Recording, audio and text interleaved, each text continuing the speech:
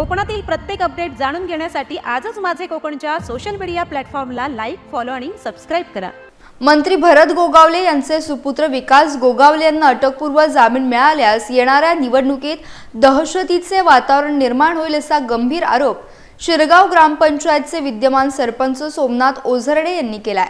महाडमध्ये आयोजित पत्रकार परिषदेत बोलताना ओझरडे यांनी विकास गोगावले यांच्यावर सडकून टीका केली आहे।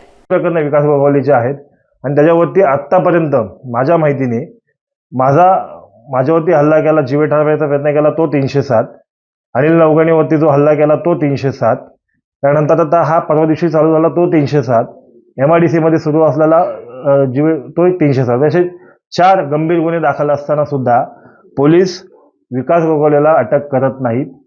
त्याला काय कारण असावं? बरं, तो फरार झाला असं जर का पोलीस म्हणत असतील तर मग त्या विकास गोगावलेला पोलीस संरक्षण होतं। पोलीस संरक्षण असताना विकास गोगावले फरार कसा झाला? चुकत चांगलं काही करत नाहीये, चुकीच्या पद्धतीनं महाडमध्ये वातावरण तयार करतोय, दहशत निर्माण करतोय आणि ती दहशत आज जर विकास गोगावलेला अटकपूर्व जामीन मिळाला ना तर काय होणार आहे? मग निवडणुकीमध्ये पुढे लोकांना काय वाटेल, आम्ही कोणालाही मारू, कोणालाही फटकवू, आमचा नेता सुटतोय। पण आज त्यांचा नेता फरार आहे, आज नेता फरार आहे तर कार्यकर्त्यांची सगळ्यांची गोची झाली। आता ह्या सगळ्या गोष्टीमध्ये काल परवा महाडमध्ये एक कार्यक्रम असताना माझ्याकडे जे व्हिडिओ आहेत, तो व्हिडिओमध्ये तिकडून फोनवरती बोलतोय आणि सगळ्यांना शुभेच्छा देतोय। मग पोलिसांना ह्या गोष्टी दिसत नाहीत का की तो फोनवरून कोणाशी बोलतोय, कोणाशी चर्चा करतोय, कोणाला शुभेच्छा देतोय? ह्या पोलिसांनी तपास कसा करावा ह्या लोकांनी आम्ही सांगायचं काय लोकांना? त्यामुळे पोलीस यंत्रणेवरती विश्वास उडत चाललाय। विकास गोगावले यांना अटक करण्यासाठी तुम्ही कृपया करून SP मॅडमना आदेश द्या।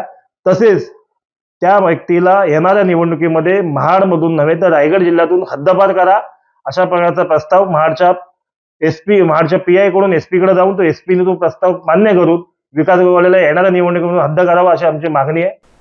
महाड नगर परिषद निवडणुकीदरम्यान पोलिसांची भूमिका संशयास्पद असल्याचा गंभीर आरोप सरपंच सोमनाथ ओझरडे यांनी केला।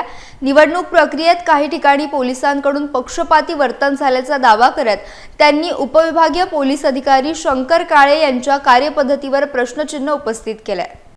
माझी तर स्पष्ट मागणी आहे की DYSP काळेंची कुठल्याही परिस्थितीमध्ये ह्यामध्ये येणाऱ्या निवडणुकीमध्ये आम्हाला ते नको आहेत। महाडची नगरपालिका अतिशय सेन्सिटिव्ह पद्धतीने निवडणुका झाल्या, आमच्या आता निवडणुका सुरू होतील, येणाऱ्या जिल्हा परिषदेच्या निवडणुका सुरू होतील, त्या निवडणुकीमध्ये DYSP जर काळे असतील तर ही निवडणूक कुठल्याही पद्धतीने पारदर्शक होणार नाही। आम्हाला DYSP काळेंची ह्या ठिकाणी हकालपट्टी झाली पाहिजे, त्यांना सस्पेंड करा, काय पण करा, सक्तीच्या रजेवर पाठवा, पण DYSP काळे आम्हाला येणाऱ्या निवडणुकीमध्ये महाडमध्ये नको आहेत। कारण की ती 100% व्यक्ती गोगावलेंची नोकरी करते। महाडमध्ये असा पहिल्यांदा DYSP भेटलाय की तो नोकरी करतो विकास गोगावले आणि भरत गोगावलेंची। त्यामुळे ह्या DYSPची बदली कुठल्याही परिस्थितीत